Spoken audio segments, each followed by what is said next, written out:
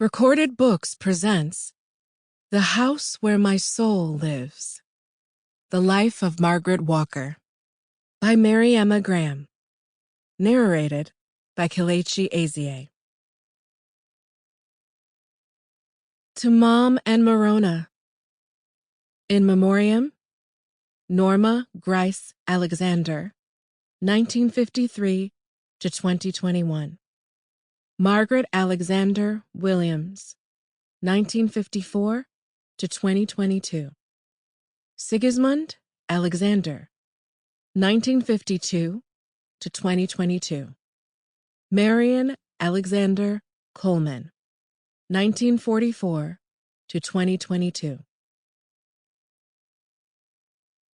Introduction. The woman we thought we knew.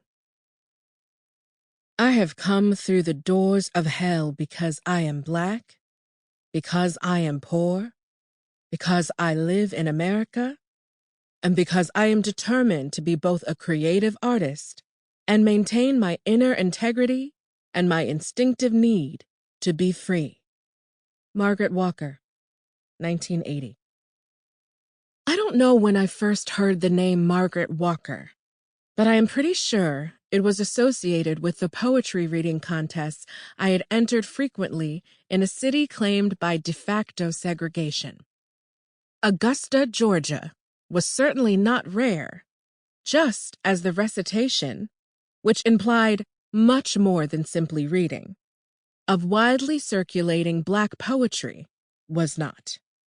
Walker had written For My People in 1937, her signature poem, as she would later call it, giving generations of young Black women the opportunity to speak in a voice that made others take notice of them.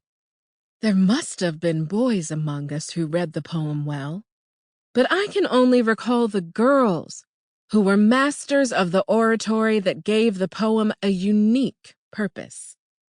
For My People, like Negro Mother by Langston Hughes and The Creation by James Weldon Johnson, earned us a regular space on many a church program or other public gatherings in those communities that honored this form of excellence. Although my closest girlfriend, a born actor before she knew the word, earned more accolades for her rendering of such poems, like those before and after me, I knew the rhetorical flourishes that brought an appreciative audience.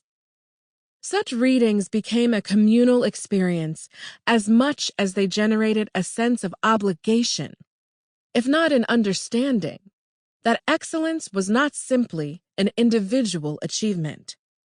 It symbolized that unique history of denial and sustained oppression that made such an achievement an act of collective resistance.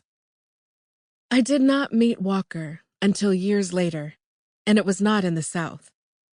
A sign posted on a bulletin board shortly after my arrival at Northwestern University referred to a welcome reception for Margaret Walker, visiting writer in residence, a then unfamiliar term. In those years, when the picture of an African American appeared on a bulletin board of a predominantly white university, it caught your attention. I inquired about the classes she might be teaching, only to learn that I had to get permission to register for this advanced class, presumably for creative writers. Although creative writer was an equally new term for me, I decided to take my chances.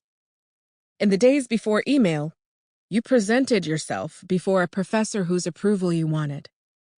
Her office had not yet been set up, and classes were soon to begin, making the only choice a visit to the Orrington Avenue apartment where she was staying.